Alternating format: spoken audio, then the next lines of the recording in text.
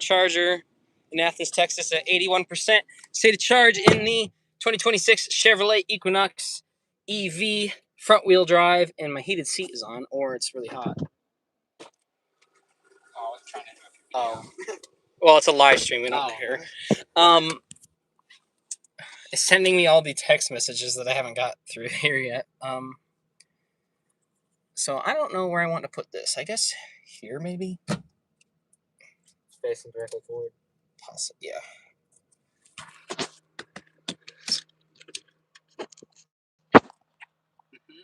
Or actually, might put it down here. Yeah, that's better. There we go. All right, check it. Can you go on your phone and check to see if it's actually like live?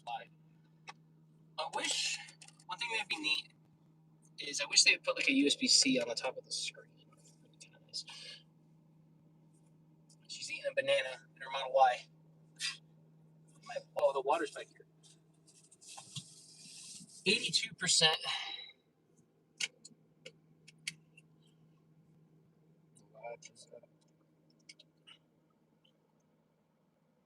Looks smooth-ish. Although I'm worried that the phone's going to get really hot being in the sun. Oh, no, it does fit. Okay. I was about to say, epic fail doesn't fit a Gatorade bottle on the door.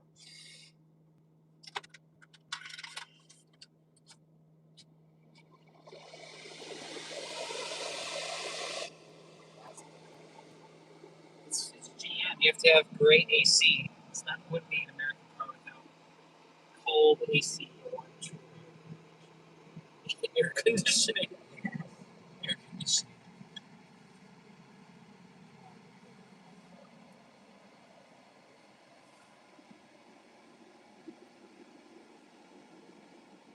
I guess we're going to check anything now. Or if Yeah, do it. Drink it now. And then pee before we leave. All right, just above 80%. We're at 83% state of charge, pulling 52 kilowatts. So the curve is still decent at these higher states of charge. Let me explain something about this Equinox before we set off. So the Equinox EV has a roughly 85 kilowatt hour.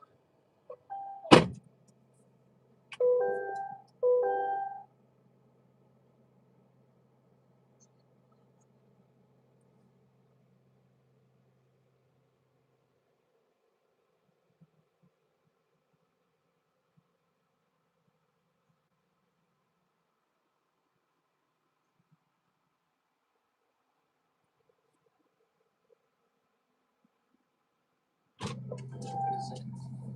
42 psi cold.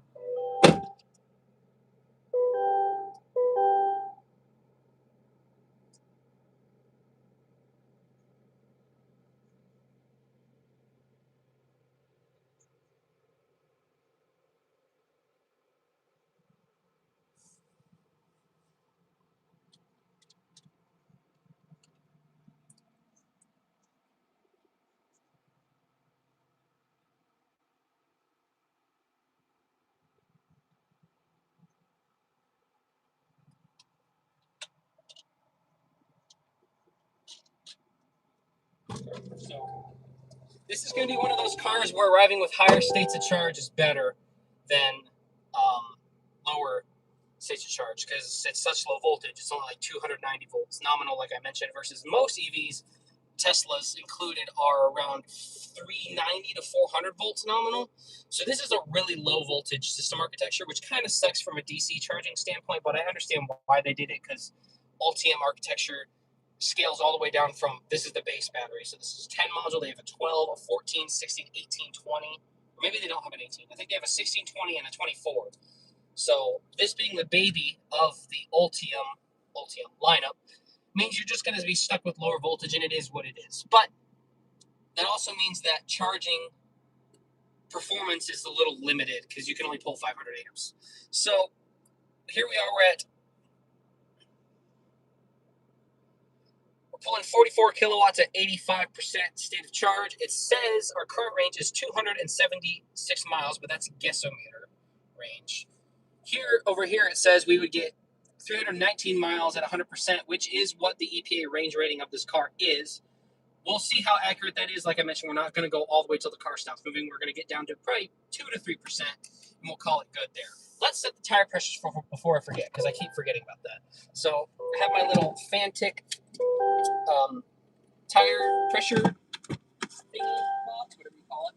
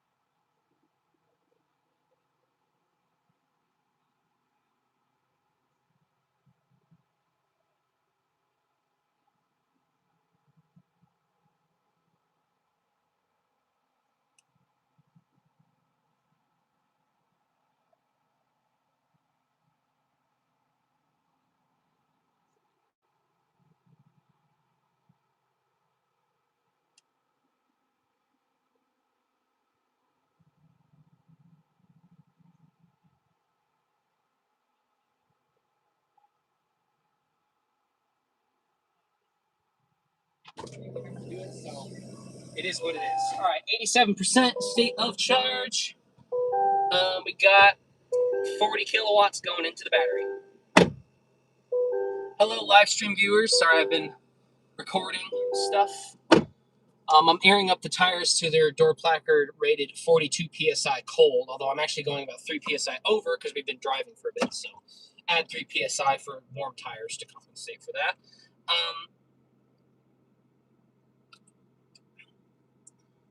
How many people are watching? I can't actually see because 13. Let me angle it down a bit. Almost knocked it out. There we go. Now I can see. Okay.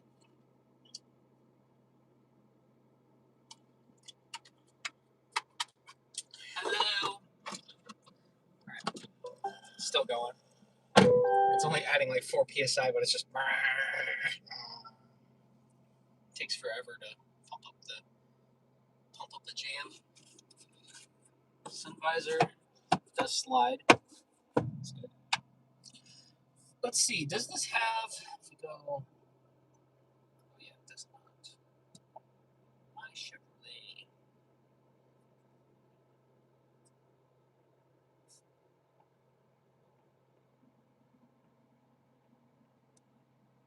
I do like the new GM software, even though there's no CarPlay. It works really well. The mapping is good. The nav percentage estimation is good.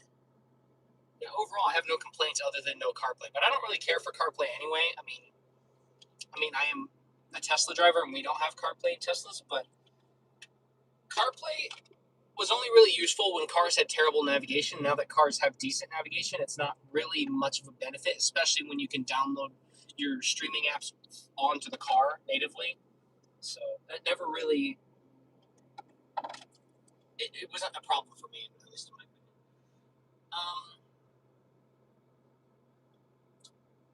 Yeah, I think it stopped. All right, let me move the tire pressure.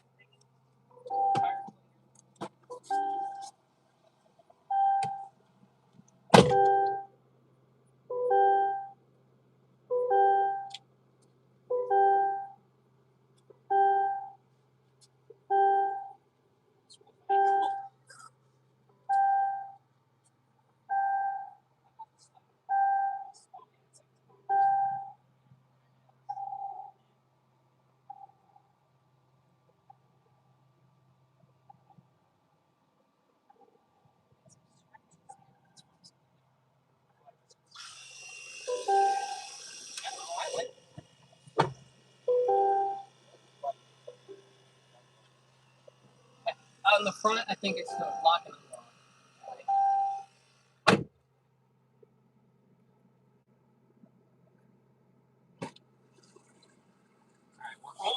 90%. We're at 89.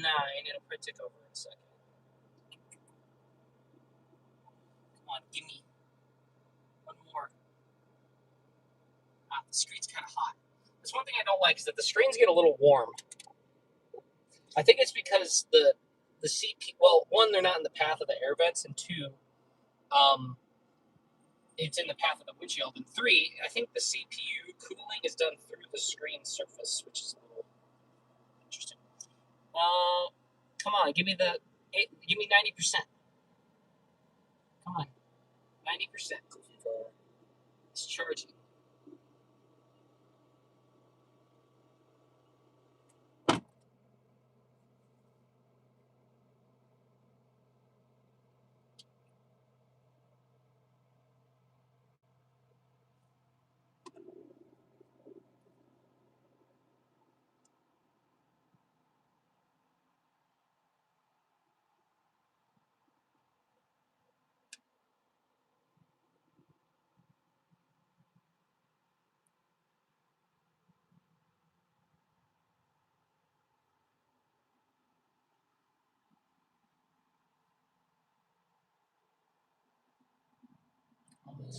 There we go. 90% state of charge.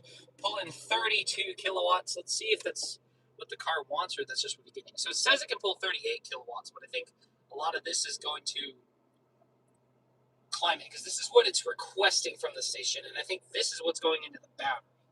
So that makes sense. We've added. Oh, does it say? Is there like a charging?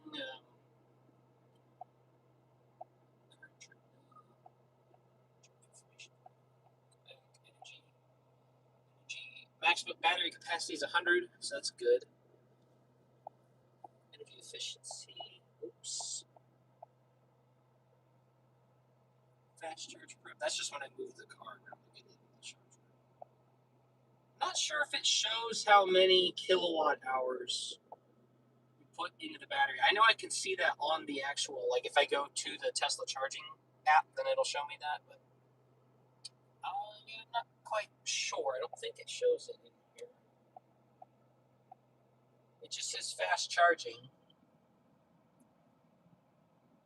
I wish it would say like how many kilowatt hours you put in, how many miles you added. That'd be nice. It says the last 10% is going to take 35 minutes, which is typical for EVs. But yeah. All right, let me fix the rest of the tires. Check. We've put in 26 kilowatt hours from the charger. We've been here 25 minutes.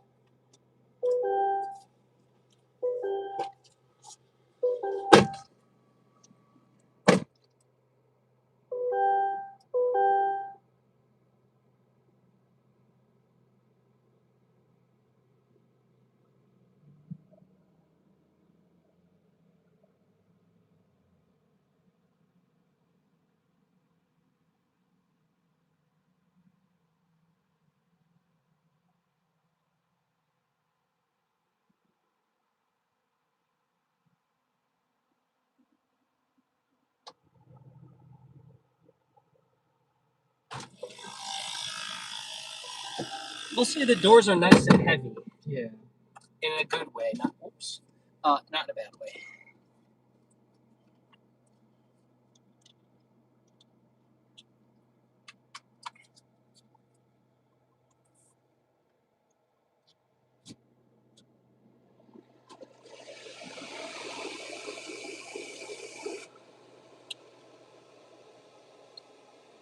All right. Flip this around.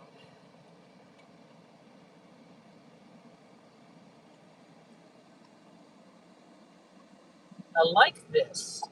2 USB-Cs right there. Kind of convenient. Just want to quickly plug in the device. And one thing that's nice is since it doesn't have CarPlay, it's not trying to freaking steal the phone thing.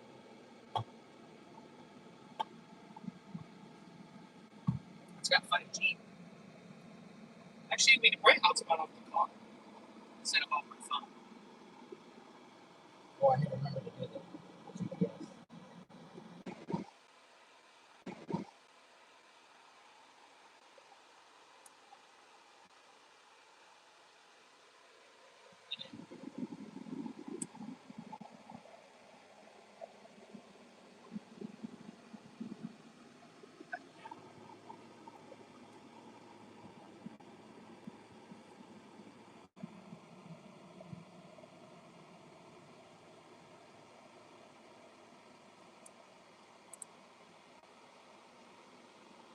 The screen's by. Go on YouTube and see if you can see the screen.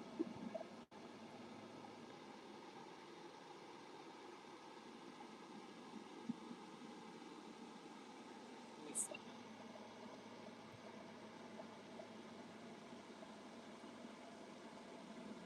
That's weird. So I can't see myself on the. Now you go back. I flip it twice.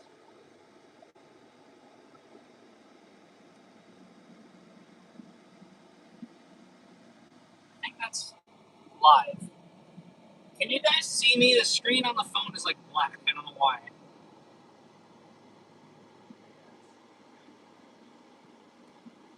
think I just turned the camera off. So that's just weird how there's no like feed.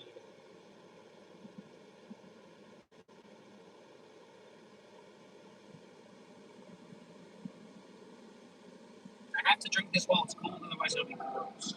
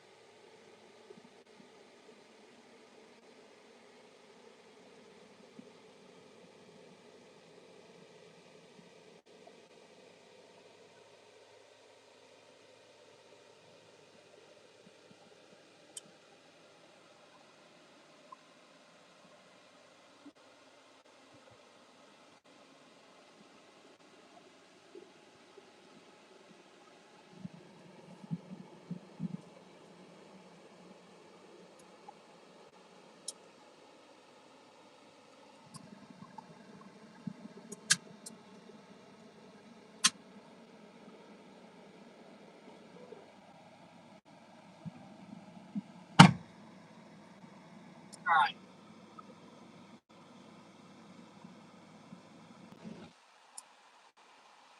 Why I can't see the screen.